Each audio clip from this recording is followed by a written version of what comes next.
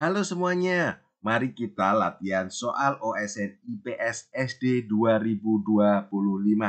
Kita latihan terus, latihan soal OSN terus sampai diundang Raditya Dika. Kali ini kita akan bahas tentang keragaman, interaksi, dan perubahan sosial. Bersama saya Guru Denny, ini adalah soal yang pertama. Dalam sebuah desa, masyarakat mulai meninggalkan tradisi panen bersama dan lebih memilih menjual hasil panen secara individu. Fenomena ini menunjukkan perubahan dalam.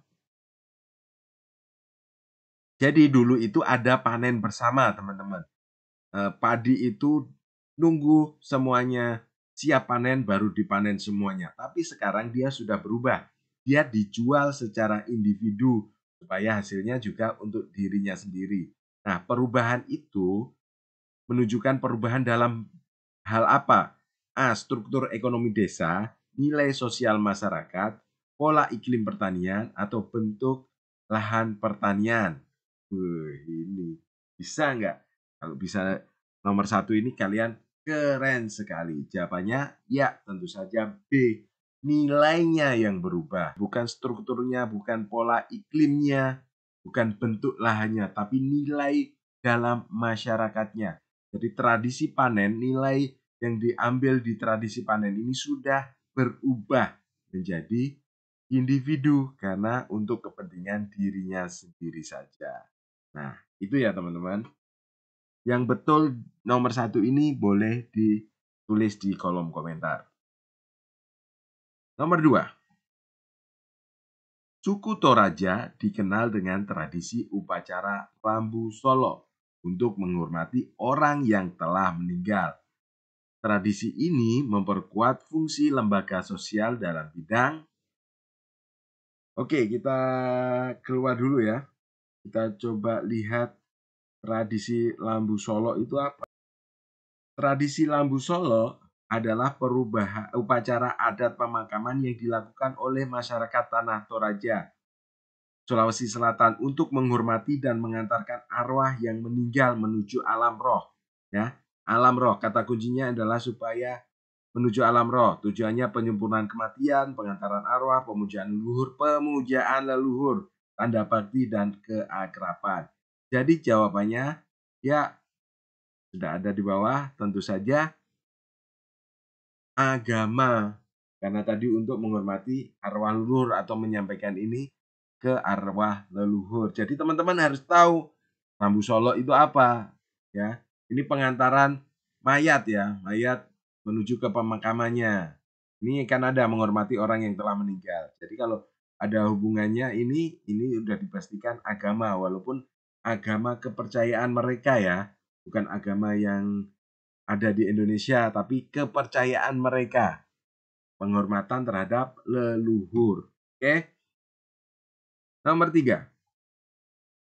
Pada era globalisasi, budaya luar negeri masuk ke Indonesia melalui media sosial. Bagaimana sikap terbaik agar budaya nasional tetap lestari? A. Menutup semua akses informasi luar negeri. B. Menolak seluruh budaya asing. C. Mengadopsi budaya luar sepenuhnya. Jelas salah semua ya. A, B, C. Kita tidak boleh menutup semua informasi. Kita nggak tahu ilmu perkembangan zaman nanti. Kita tidak boleh menolak seluruh budaya asing. Kita juga tidak boleh menerima semua budaya asing. Yang kita boleh adalah menyeleksi budaya asing yang sesuai dengan nilai nasional, sesuai dengan Pancasila. Jadi jawabannya B. Nomor 4. Sebuah wilayah di Indonesia mengalami urbanisasi besar-besaran. Apa itu urbanisasi, teman-teman? Harus ingat, ya betul, urbanisasi itu perpindahan penduduk dari desa menuju ke kota untuk mencari pekerjaan. Akibatnya terjadi perubahan dalam sistem sosial masyarakat seperti menurunnya jumlah lapangan kerja di kota, meningkatnya ketersediaan lahan hijau, berkembangnya kawasan kumuh dan kepadatan penduduk, bertambahnya petani di kota. Nggak mungkin di kota tambah petani ya. Jadi jawabannya ketika orang pada pindah ke kota semua, Akibatnya dalam kehidupan sosial masyarakat. Sosial masyarakat ya. Sosial masyarakat tentu hubungannya dengan masyarakat. Kalau ini mungkin iya. Meningkatnya ketersediaan lahan hijau mungkin iya, tapi masyarakatnya yang mana? Tentu saja kepadatan penduduk nih, kawasan kumuh, kawasan juga masyarakat. Jadi jawaban yang tepat adalah C. Ya, teman-teman, ini jawabannya tricky. Jadi teman-teman harus hati-hati. Diperhatikan pertanyaannya baik-baik, dibaca perubahan dalam kehidupan sosial masyarakat nih. Kata kuncinya adalah sosial masyarakat. Yang berhubungan dengan sosial masyarakat tentu penduduk. Nah, seperti itu ya. Hati-hati mengerjakan soal IPS yang tricky seperti ini, terutama di pilihan gandanya. Nomor 5. Saat musim panen raya, harga hasil pertanian di sebuah daerah turun drastis. Ini menunjukkan hubungan antara A. Tradisi dan modernisasi, permintaan dan penawaran. C. Polusi dan pertanian. D. Transportasi dan komunikasi. Ini ekonomi ya teman-teman. Ekonomi jawabannya tentu permintaan dan penawaran. Permintaan itu bukan saya minta enggak ya, tapi kebutuhan apa di masyarakat ya, kebutuhan tentang beras. Nah, penawaran itu adalah yang dijual, yang ada dijual. Jadi semakin tinggi permintaan tapi penawarannya sedikit, maka harganya akan mahal. Tapi kalau permintaannya sedikit, penawarannya banyak, nah ini kan panen raya berarti berasnya banyak, permintaannya tetap tidak berubah. Jadi otomatis harganya akan turun karena barangnya banyak. Barang banyak itu sama dengan penawaran, gampangnya seperti itu. Ya teman-teman. Nah jawabannya adalah B, permintaan dan penawaran. Jadi itu permintaan dan penawaran. Ini nanti mungkin akan muncul juga permintaan dan penawaran tapi di hal-hal yang lain. Oke, kita lanjut nomor 6. Tapi sebelum lanjut, soal nomor 6 dan sampai 10 itu adalah soal khusus untuk membership Guru Deni.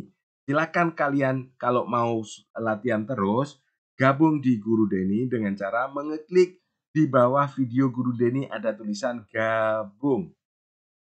Apa saja keuntungan kalau gabung Pak Deni, Pak Guru Deni? Ya, yang pertama tentu dapat video ini dan video-video lain yang sangat banyak, latihan soal khusus SD, kalau mau SMP ya SMP. Ada juga akan mendapatkan teman soal lagi, akan dapat PDF-nya ini, PDF soalnya, akan dapat PPT-nya, cocok untuk Bapak Ibu guru atau ayah bunda yang mau mengajarkan ke murid-muridnya atau ke anak-anaknya. Jadi seperti itu ya teman-teman. Silakan gabung di membership Guru Deni untuk lanjutan soal ini. Terima kasih. Guru Deni undur diri. Assalamualaikum.